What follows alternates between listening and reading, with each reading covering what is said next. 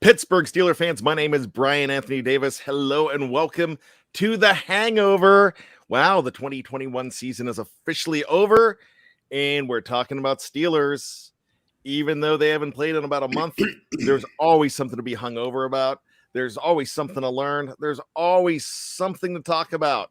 But what gets me going is listening to these two guys. So I want to introduce to you next year's Super Bowl Pepsi halftime show, Tony Defeo and Shannon White. Tony, what's going on, buddy? I've been waiting for this kind of opportunity my whole life. So I'm just like Eminem said, it's how lose yourself. I can't believe it. So I'm in next year. Yeah. Can I headline? Sorry, Shannon. Can I headline? I put you in, but I mean, you might have to just come to my house and I give you a Pepsi and you sing. And that's clickbait. Shannon White, what's going on, my friend? Nobody wants to hear me sing or rap. I can guarantee you that. That's cruel. That's cruel and unusual punishment. The Shannon rap. Yeah. Yes. Nobody wants that. But it'll all be about James Pierre. Yes. At least we had a good game and competitive game, and I'm still smiling. You know what? I got to tell you, I think that ranks in the top 10 of Super Bowls. I really do. I thought it was pretty good. I looked at the list. You catch me finding all kinds of things online, and I'm going through, and like today, it's like the favorite Valentine's Day candy in every single state. I'm like, ooh. So I click on it. Maryland's M&M's, by the way. Tony is M&M's. I didn't get to West Virginia, Shannon, so I'm sorry. But like the best fast food chicken sandwich in your state. And I'm like, ooh, I mean, so I do that all the time. So the other day it was ranking the Super Bowls in order. And I believe, if I wasn't mistaken, number one was, I don't even remember. It might have been the Giants and Patriots. It might have been, I'm not sure exactly which one it was, but of course those are always biased. But the Steelers had at least one in the top 10, maybe two, if I'm not mistaken. One of the Cowboys ones and definitely the Cardinals one was in there. So, the Steelers were well represented, but I thought yesterday was a very good Super Bowl. It went the way I wanted it to go. And I'm not wearing orange today because I know somebody's going to say it. No, I'm actually wearing red. It's Valentine's Day, so happy Valentine's to both of you. Thank you. You too. Yeah, I've got Shannon's heart there.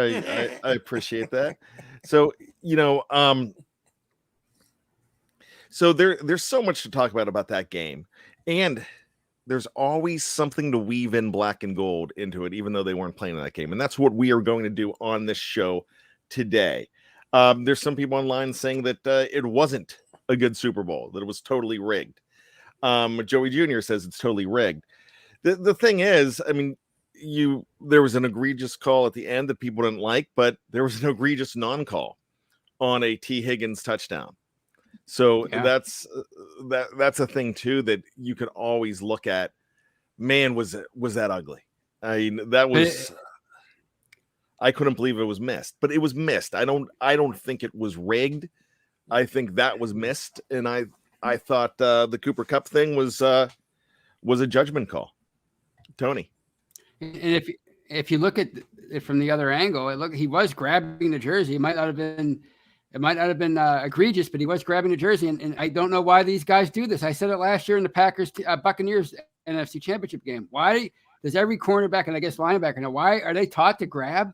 Because every play, every pass play, when they get separation, you can see the defensive player like grabbing onto the jersey or the towel or whatever. So just don't do that. Don't do it, and they won't call it. That's all you got to do. Don't they teach technique? Sorry, I'm going off. I'm flying off off the handle, but yeah. All right, I'm good. Well, how many times has it been a good penalty to do that? You know what I mean? When you're beaten. I mean, if you're getting beaten and he's getting past you, that's not the worst thing to do, to hope slip one past the goalie. This time, slip one past the referees. Right. So there's so many ways to look at it. I mean, I've seen penalties help teams because it erases a big play or it changes things around. It's funny. It's that should happen that way. Shannon.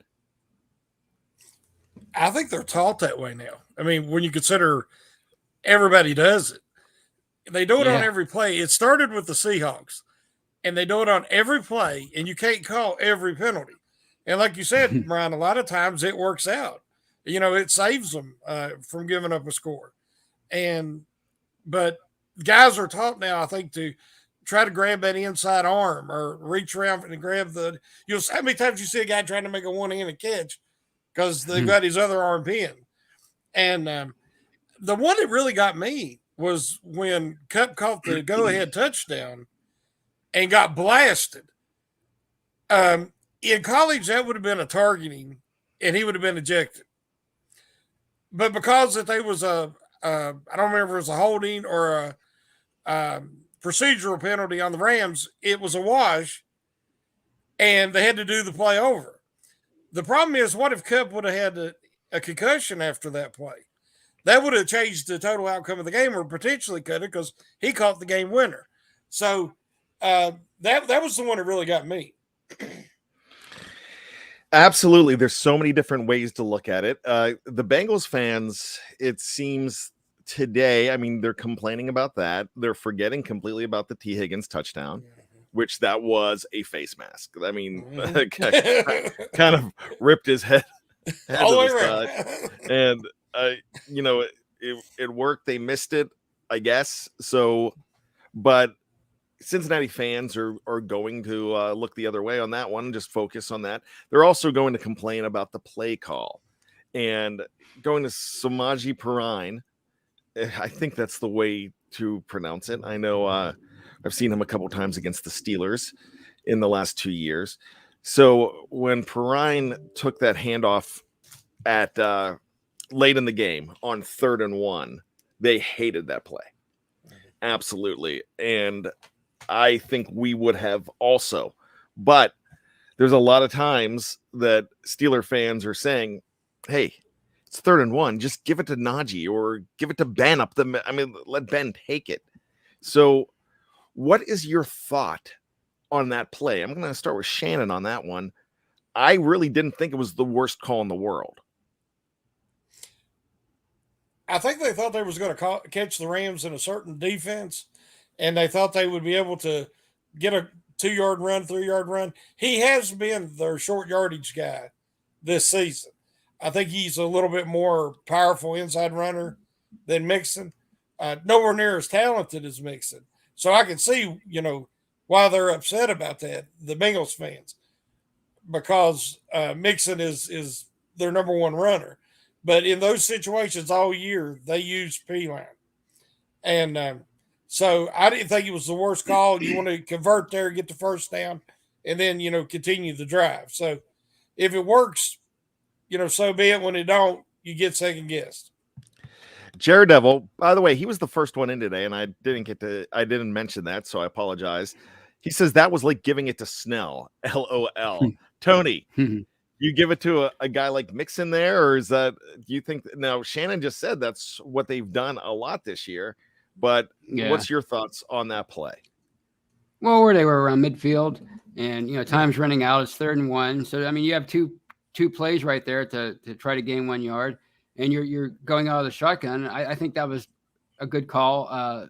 You're trying to extend the game, so you get a quick first down there, and then you keep going. So I have no problem with it. I mean, you have to execute, and obviously the Bengals line has been their Achilles heel all year, and it certainly didn't help in that situation. So, or on the very next play. So I thought it was an okay call.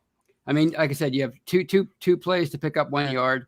I don't see why that's such an egregious call. I mean, if they would have passed it twice, and they would have been both incomplete passes, people would have complained, why didn't you run it there? Like beast mode a number of years ago in that Super Bowl. So it all comes down, like Shannon said, it all comes down to execution. If you don't execute, then you get second guessed.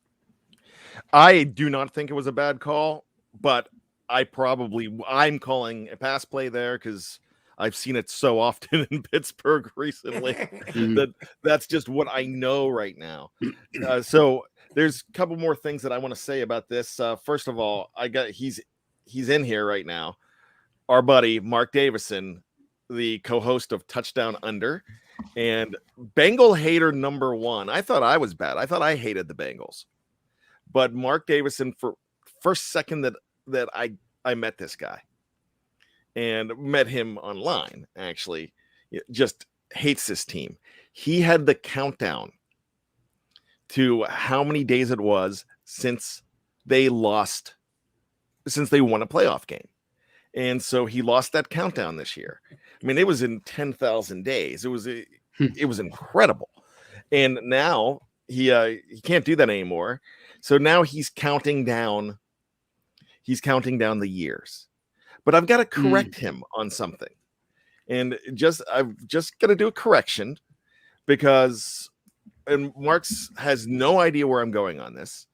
But when you're looking at the years, you have to count it as 1981. You've got to count it as 1988 and 2021 because you've got to count it as the season. And I'm bringing that up for a reason because he put that on our Slack channel. He was celebrating it, and he was right because this is when it's happening. But the Washington Commanders, when they released their new logo, do you know this, Tony? Did you notice this? I was going to chime in, but I didn't know you knew that. Okay, I didn't know you were going there. Take over with it. No, go ahead. No, I didn't know you knew that. Go ahead.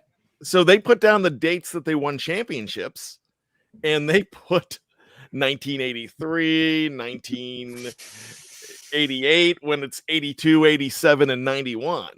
So they put the years that they won the Super Bowls, and that's just that's incorrect. So I'm just this is just a teaching moment, and so I'm throwing that out there. Shannon, did you notice that? I did not notice it when Washington. And one thing I noticed is they misspelled commodes, but that's all I noticed. Am I the only one? I know I'm going off on a tangent. Am I the only one that likes the name of the Commanders? It was kind of ho-hum at first, but I'm thinking, that's not bad. I'll take it.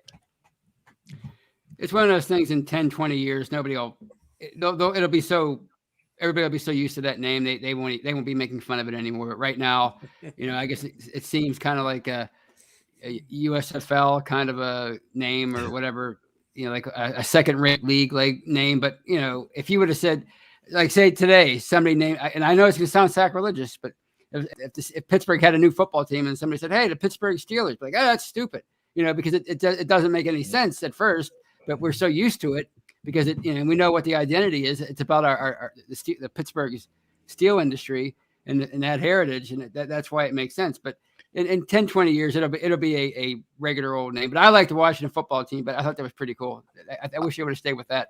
I think you're absolutely correct, and we really got off subject here, and that's my fault because that's what I do. It's the off season, though. That's okay. But I do want to say this. The Johnstown baseball team, they were the Johnstown Johnnies years and years and years ago, and they decided in 1995 that they were going to come up with a team.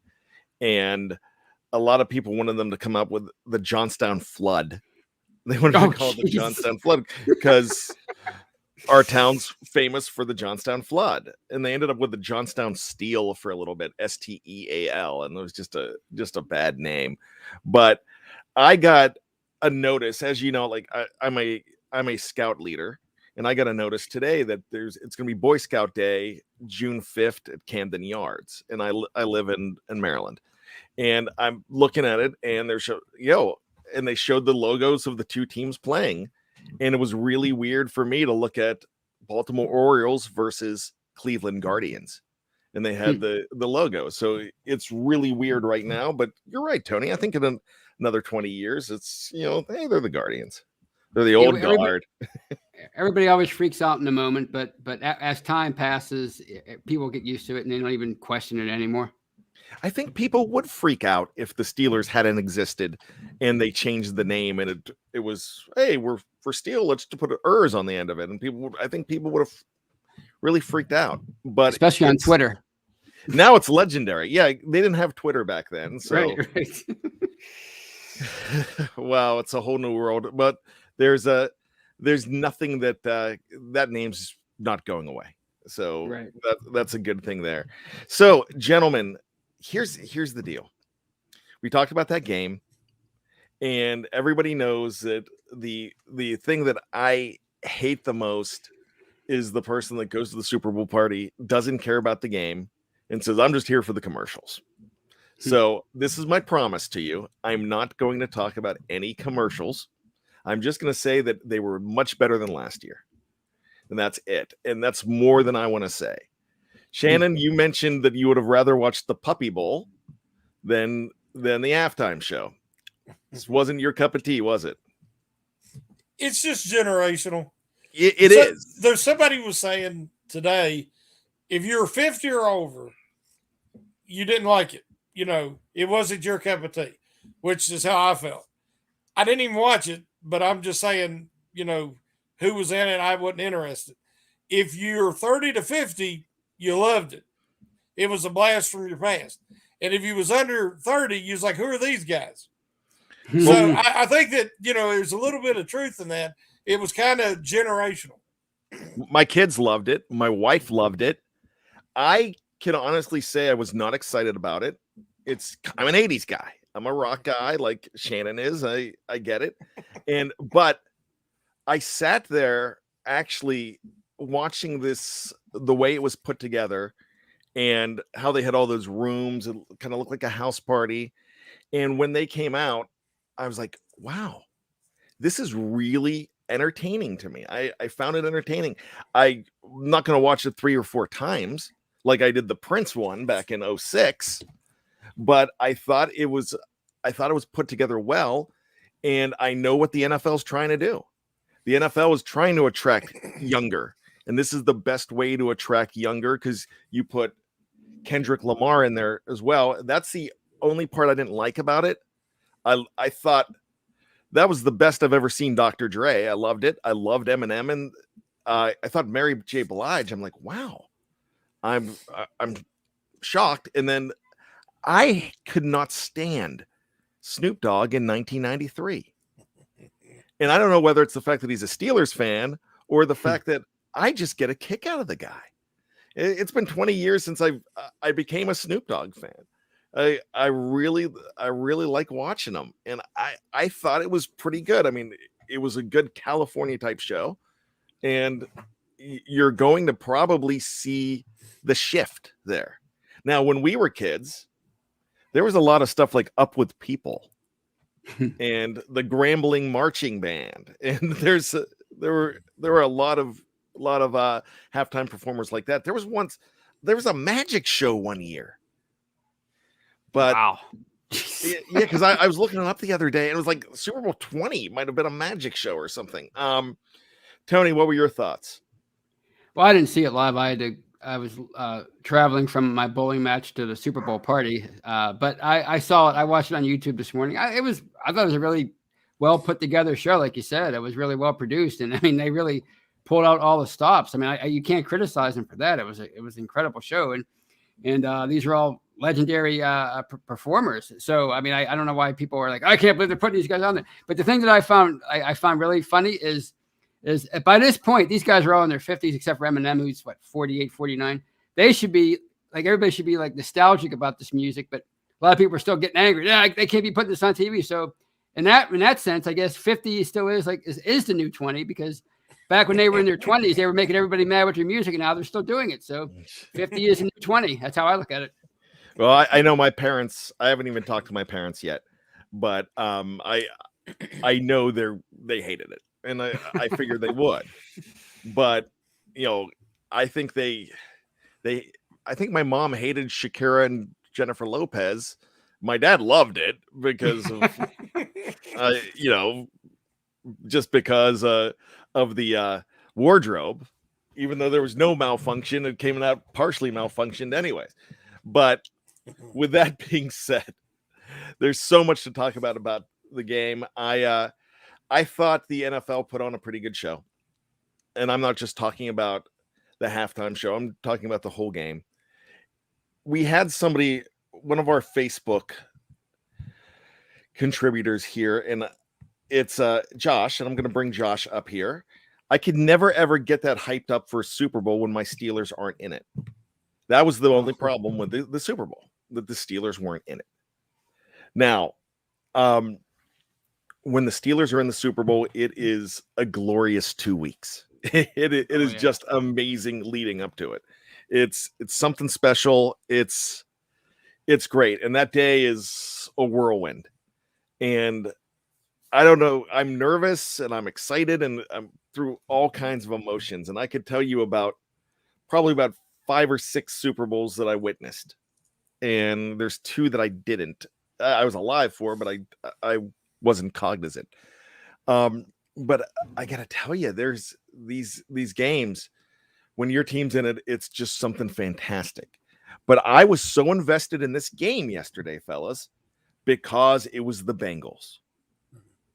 It was rooting against the Bengals like I've never rooted before, because I'm not a fan of Bengals fans. I like Joe Burrow. We talked about this. I have no problem with Joe Burrow. I don't think I have a problem with Jamar Chase. I have a problem with the guy that dropped the ball on 3rd and 9, Tyler Boyd, just because of the way he came out against the Steelers this year. A local boy just smashing the Steelers. And I have a problem with Joe Mixon just because of his illegal activity, in a bar punching women. A woman, excuse me. I have no problem saying that, and that's just a thing. I don't know what brought that whole thing on. I don't care. It's just the bottom line to the whole thing. But watching the Bengals, I was convinced the whole time that they were going to win this game. And I got to tell you, I'm completely shocked that they did not. When you asked McVay what happened, he said, well, it was Stafford and Kupp and Aaron Donald finishing it in the end. And that's exactly what this team needed. That was the formula. That's what, if anybody guessed that the perfect scenario for the Rams would be, that's what it would have been. And their superstars came up big. So when I look at this game, I'm looking at, what do the Steelers need to be in that position? And what would have they done if they were in that position? Now, they weren't good enough to be in that position this year. And that's it. How do they get that good? How do they get there? And that's what we're going to talk about. And we're going to talk about that when we come back right after this on the Steelers Hangover.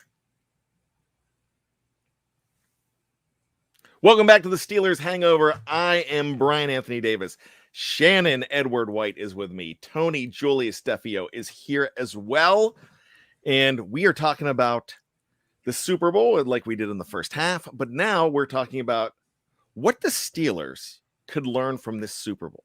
And what did we learn about the Steelers after watching the Super Bowl? So, Shannon, I'm going to start with you on this one. What did we learn that the Steelers need to do first when we're talking about this game that we just witnessed yesterday? And a pretty good game, 23-20. The Steelers need more game changers. That game come down to the Rams had more game changers on both sides of the ball than the Bengals did. And then when it mattered, they're the ones who won that game. Kupp had maybe the best season for any wide receiver ever to win the Triple Crown, to be the Offensive Player of the Year, and then top it off with being Super Bowl MVP, all in the same season. Then if you listen to his acceptance speech where he won both the Offensive Player of the Year award and the Super Bowl MVP last night. His humility, he might be the most humble guy, MVP that I've ever seen. In a world of divas, and guys would have been up there like, look at me, I'm the greatest thing ever. Last night he said, I don't feel worthy of this recognition. That is a champion. That's the kind of guy that I want to build my team around. Then when he got him the lead. Then when the Bengals got the ball back, Aaron Donald, the one thing missing of one of the generational great talents ever, he didn't have the Super Bowl. And when it mattered the most, he made 2 straight plays, game-changing plays. Now, how is the Steelers going to accumulate that talent? The Rams did it one way and the Bengals did it another way. And there's no certain formula, but they have to increase the talent on both sides of the ball because coaching is important, but game-changing talent wins games. Now, a couple things that I need to say about that is, I loved the Cooper Kupp acceptance speech. I loved everything about, watching him play. And I just lost my thought on Cooper Kupp, but I will say that it was so neat to see how the humility that he showed. Okay, now I remember what I was going to say. It wasn't the typical, well, nobody believed in us. It was us against the world. It was not that. It was, I've never heard anybody say, yeah, I don't even think I deserve to be here there's so many better than me. So I thought that was incredible. Aaron Donald inspired me just as much as Cooper Kupp because I loved when he put the finger up and touched his finger saying the ring's going to go there. And I think the only problem I've ever had with Aaron Donald is kind of jealousy because I wanted TJ Watt to win those Defensive Player of the Years, even though he only took one away from him. Gilmore took the other one away, if I'm not mistaken. But how good he is. And do you realize where they picked him? He was a first rounder. But if I'm not mistaken, I think he's either number 12, 13, or 14 overall. Because the Steelers picked 15 that year. Did he go right before the Steelers? I'm almost positive it was 14. It was definitely like inching towards the middle of the first round. Yeah, I know it's I think the Giants were 12, and I think, if I'm not mistaken, I think the Giants took Odell Beckham at 12. I can't remember who 13 was, and I think it was the Rams at 14. Maybe Anthony Barr went in there with the Vikings. I'm gonna have to look that up, but that's something right there. There's another Pitt guy that, like Revis, almost fell to the Steelers. In fact, that's funny because the Steelers, I think, were picking 16th that year or 15th, and they were looking at Revis. I actually think that they were absolutely looking at him as well, Aaron Donald, back in that 2014 draft, and they ended up with Ryan Shazier, which was a really good pick as well. But I've just got to say, I was like, wow, Aaron Donald was not a number 1 pick. So you can get a guy like that. We've seen superstars go at 20.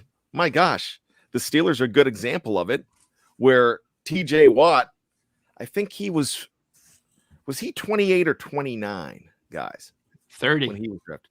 He was drafted 30th. Okay. Wow.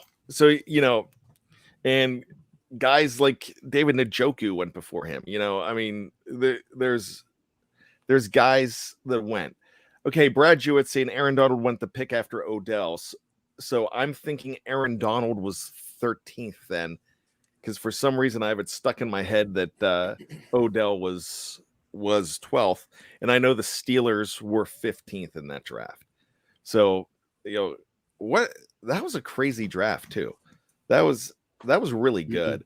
Because I remember watching that draft, and the one guy that I was in love with in that draft was Mr. Justin Gilbert. from Oklahoma State. Oh God, who the Steelers ended up with. Right. And that's the cornerback that I thought, oh, this is the guy. Mm-hmm. And then I was in love with Darqueze Dennard. Yeah, I liked him too. And then I'm like, and I was mad about the Shazier thing, but I digress again. I've been doing so well the last couple of months, not going off the subject, but what I'm ultimately trying to get at is I agree with Shannon that it needs to be done through the draft. The Steelers have a good chance to bring in some free agents as well. And I thought the Bengals did that really well. Be honest with me, guys, because I'm going to be perfectly honest with you here. When the Bengals picked Jamar Chase, I laughed last year. I think Jeff did too. I think we were like, stupid Bengals doing their thing. In the 5th round, we laughed again when they went ahead and picked a kicker. They picked a guy that looks like someone who could be the next great kicker in the league. The next guy in the equation, a top 5 guy in Evan McPherson. But when they did not take Penny Sewell, I was flabbergasted. I'm like, boy, they're stupid. And they went all the way to the championship game because of it. So, Tony, what was your thought when that happened on draft day? I thought it was a mistake, but obviously it clearly wasn't, because as I've said many times, well, Cooper Kupp he has a claim to it now, a legitimate claim, but Jamar Chase is quickly ascending up the ladder as the best receiver in the NFL, and he's just a rookie. So I thought it was a mistake, but you know, they got to the Super Bowl, so it's hard to argue with that pick. And yeah, their offensive line still needs work, as does the Steelers, but this should be a lesson for Steeler fans and whoever else, experts, because, you know, everybody's still talking about Najee Harris, and they shouldn't have drafted him in the 1st round, but he has the potential to be a superstar. And, you know, they picked Freiermuth over Creed Humphrey, and the line is still in trouble, and they still has to be fixed, but you can't do everything all in one draft. Sometimes you just have to do it over multiple drafts, and you have to do it sometimes through free agency too. So, you know, I thought it was a mistake, but, you know, Chase was the right pick. Just like I think Harris was the right pick, and I think Freiermuth was the right pick in the 2nd round. And it's just up to them now to find a way to continue to fix the line this year. And let's not forget, they did spend 2 draft picks on the line last year. It just wasn't in the 1st and 2nd round. And one of those guys started all year at left tackle. So you can't do everything all in one draft. And I think they got 2 real gems in last year's draft. And now we have to see what they can do this year with that line. Now, what did you learn about the Steelers watching the Super Bowl? I mean, because if you're anything like me, you're thinking about the Steelers the entire game. Right. And what they can be doing. Well, I mean, how they emulate. Sorry. Oh, no. Well, I mean, it's no. Tony, we just lost your mic. Tony, we just lost your sound.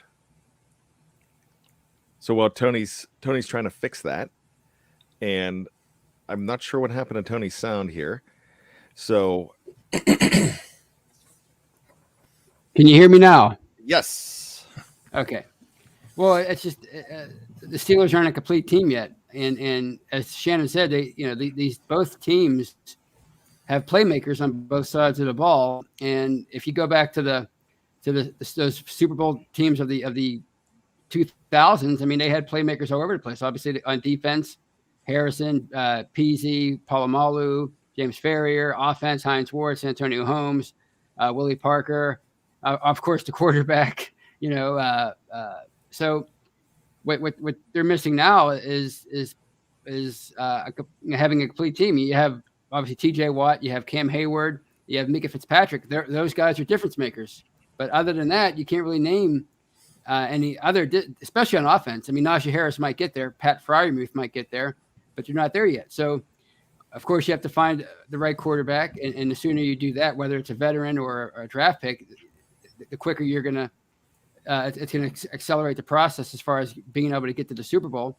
But you have to start with the quarterback and then build a complete football team. You know, people talk about the 2010s as being a wasted decade, but they never really had a complete team in the 2010s. They had some really good teams, especially on offense, but they could never really put together a complete team like they had in the 2000s. So I think Sunday night at the Super Bowl, it showed us that you have to have, it can't just be one side of the ball that gets you there. You have to do it on both sides of the ball. Brian Brown says, well, picking Jamar Chase didn't win them a Super Bowl, did it? The offensive line cost the Bengals the game, and that is what happened. But I am going to say this, though. They don't make the Super Bowl without Jamar Chase. So that's the thing about it is if the Steelers don't pick Najee Harris in the first round, they probably win 3 games, 4 games at the most. I really think I don't think with that offensive line and with Benny Snell in there, they're probably in a lot of trouble. So, Tony? I just want to say something about that, what Brian Brown said. And I've seen this all day on social media. And I get it. Steeler fans, you hate the Bengals and everything. But it's a tremendous thing when you make it to the Super Bowl. And it hadn't happened for them in 33 years. And 2 years ago, they had the number 1 pick in the draft. They were the laughing stock. They didn't do so hot last year either, and they picked fairly high. And now they're in the Super Bowl. That's a tremendous. It takes a lot of effort and luck to get to the Super Bowl, let alone win it. So this whole zero-sum thing we have as sports fans, I wish we would kind of stop doing that. I mean, it's been 11 years since the Steelers have made it to the Super Bowl, and I would give anything, as depressed as I would be the next day, I'd give anything to see them just be in the Super Bowl, even if they lost. It's such a tremendous thing. You mentioned it earlier, the 2 weeks leading up to it are so awesome. So, the Bengals need to be commended for the work that they've done over the last couple of years and going from a laughing stock to a Super Bowl participant. Now, I want to bring up DJ too, because he's replying to what I said. He said winning 3 games and having a first round OT and second round OC, and we'd be in better shape. Yeah, absolutely. I mean, that's sure. But one thing that I've learned, and I'm watching the Bengals here, and the offensive line was decent early on in that game. They didn't hold up in that game, and I get it. But the way the Bengals are also not there without the moves that they made on their offensive line. And they did that by drafting Carmen second and then going ahead and making some free agent moves. So I think I don't think the Steelers are going to be set back as much as you think, because with the money that they have, if they spend it wisely and they mix up the draft and free agency well, they should be okay. And they could probably, I've always said this year and in the last couple of months, that you hate to emulate the Bengals, but what the Bengals did for the first time, I mean, it really did work to get them there. So, Tony, I agree what you say about the fact that they're there and they are being there, and that's very true.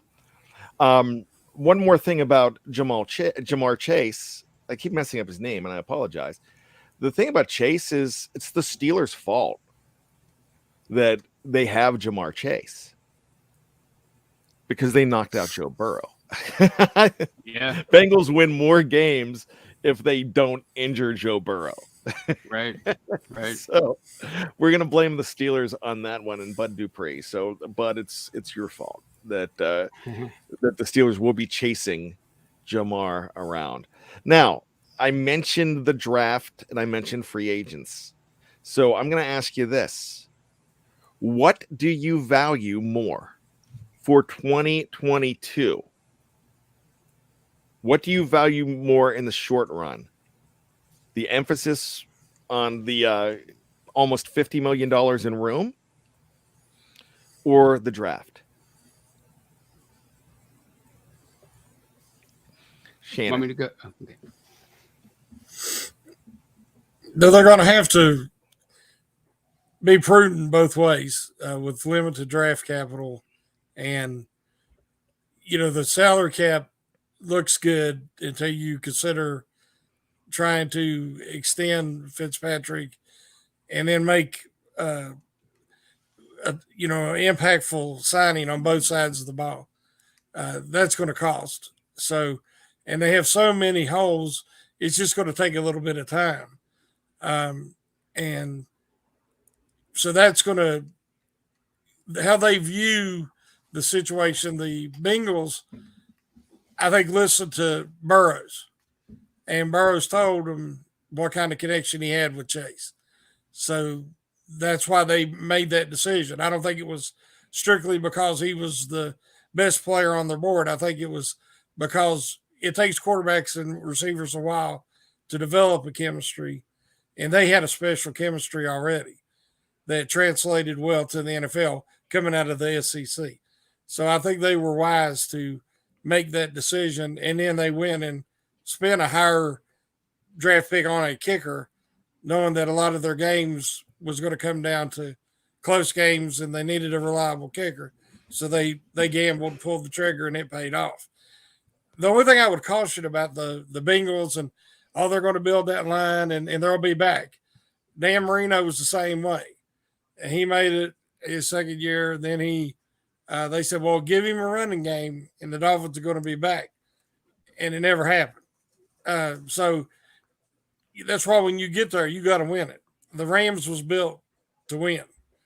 And, if they'd have lost, it would all been a complete failure. But they won, so they got that. And it's just hard just to get there, much less win, but they got their championship. So there was a lot of guys I was really happy for.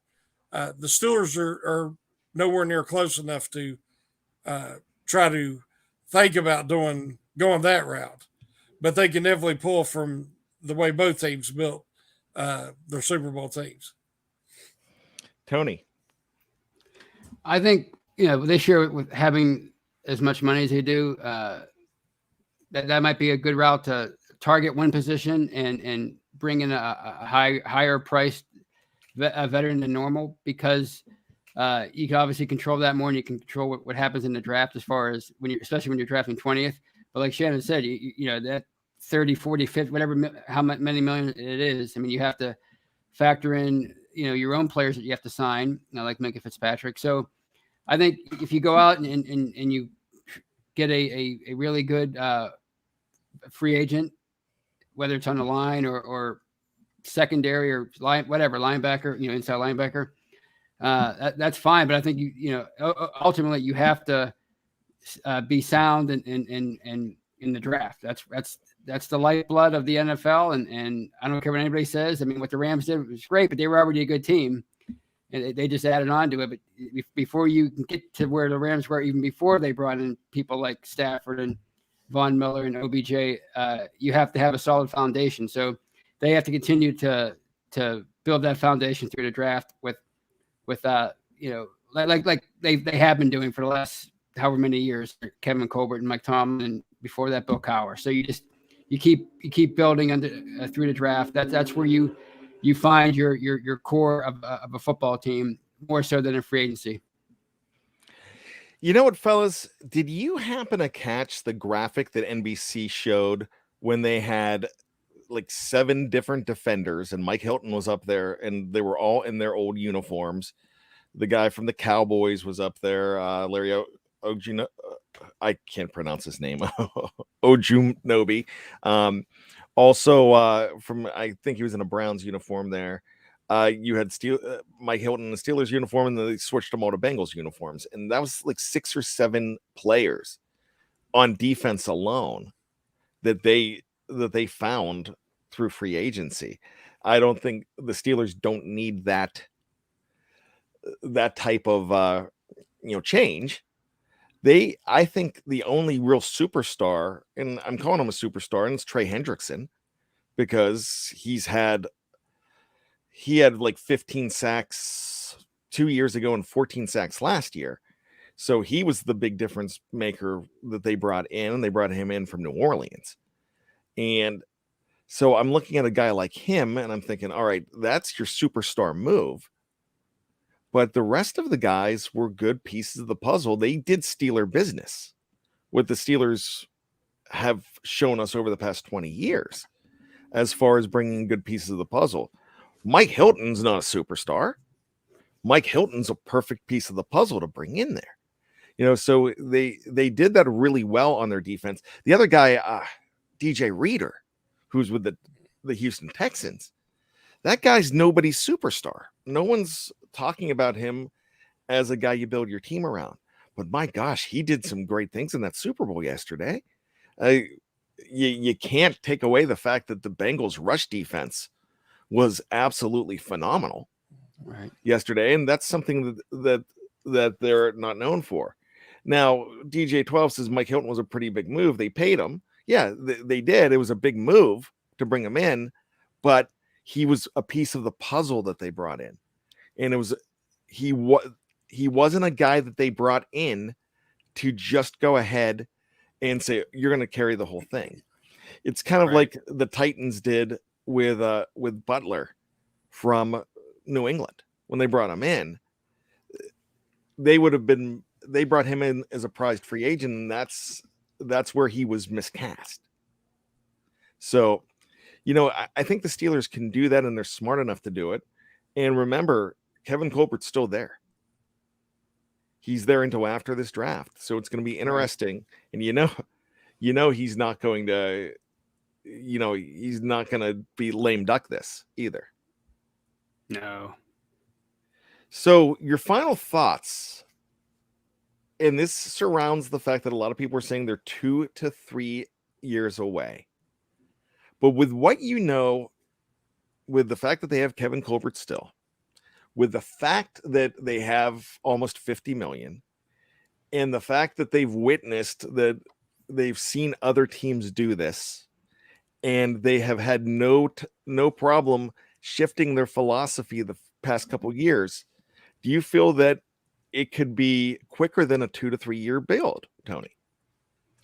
I mean, I can see that because they're so young, as a team. I mean, they're, we said many times, they're like the second youngest team in the NFL last year. So, it can change around quickly if you hit on the right draft picks. And last year's draft class was pretty fruitful, and the year before that was pretty good. They've had some good draft classes in recent years. TJ Watt, Juju, so on and so forth. So you have to have another good draft or two, and again, you have to find a quarterback as quickly as possible, and you have to maybe sign a high price or at least an important difference-making free agent, and it could turn around just like that. That's how the NFL is set up. The NFL is designed that way, so you can go from having one of the worst teams in the NFL to being in the Super Bowl within 2 years. So, yeah, it could happen in a couple of years, and the reason why I'm hopeful is because of the youth of the roster.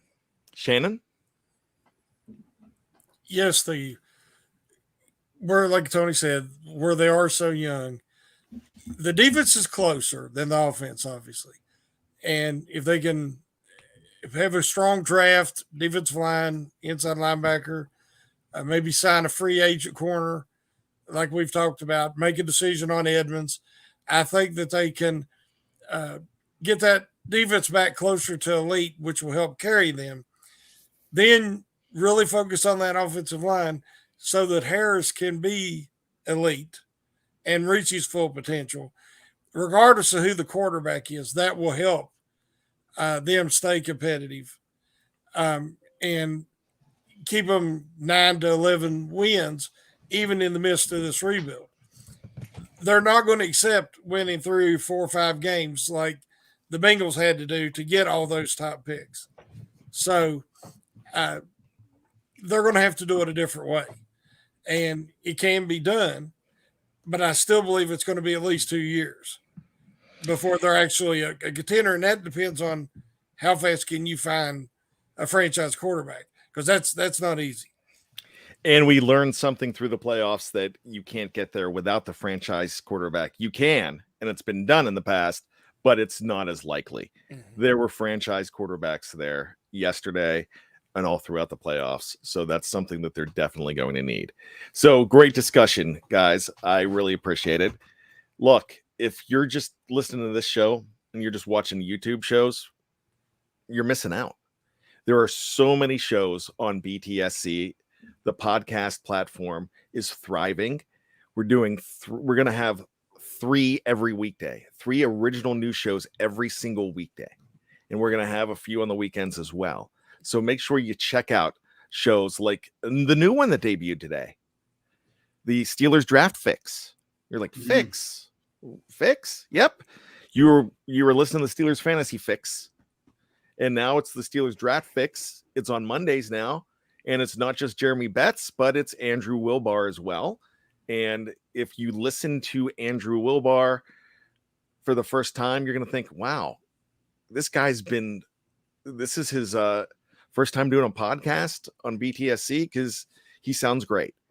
And he knows he knows his draft picks. We have guys, Jeremy and Andrew know the draft pool very well. Matty Peveril is another guy that knows the draft pool so well too. That's a show to check out on the War Room. So, and that's coming up on Thursdays. We have other shows as well. And so there's a lot of excitement here. Check them out. Check out Let's Ride. Check out the Live Mic. Check out From the Cutting Room Floor. Check out the Stat Geek. And check out what Ian's talking about. Check out so much more. So with that being said, thank you so much for checking us out as well. We will be here next week. Same bat time, same bat channel. Or should I change it to same bad time, same bad channel? But gentlemen, thank you so much. It was a lot of fun. I'm glad the Super Bowl's over. And I'm ready to dive headfirst into the healing. And that's getting ready for free agency, a month away. Getting ready for the draft as well. So thank you, fellas. Thank you. It was fun. And the off season will be here before you know it. The good stuff, the free agency, the draft, just right around the corner. You got it. So we cannot do these shows without you, everybody tuning into us with your comments, whether we agree or disagree with your comments. We need those comments. We need you in here, and we really appreciate you. So thanks so much. We love you, and keep on tuning in to everything BTSC. There's a few things we need you to do for us, though. That's 1, stay safe. 2,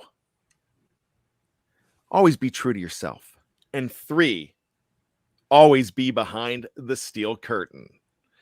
And just when you think you got all the answers, we keep changing the questions. Woo! All right, friends, we will see you next week. Keep your feet on the ground and keep reaching for the hypocycloids.